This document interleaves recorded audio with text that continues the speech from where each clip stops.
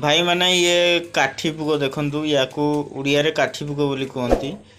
तापरे तांकर ग्रामांचल रे भाषा अलगा कहंती याकू विभिन्न प्रकार लोक एमती काठी पुक डाहाणी विभिन्न प्रकार कही थांती याकू ये विभिन्न काम रे ମଧ୍ୟ लागे तो भाई माने आपन को एरिया रे जदी एमती पुक अछंती दया करी कमेंट करंतु आउ ए पुक विरल हेई गलानी आउ पृथ्वी रे प्राय कम देखा जाउचंती याकू जो भाई माने देखि नांती शेयर करो याकू देखंतु आउ आपन को एरिया रे जदी भी अछंती हमको कमेंट रे लिखंतु।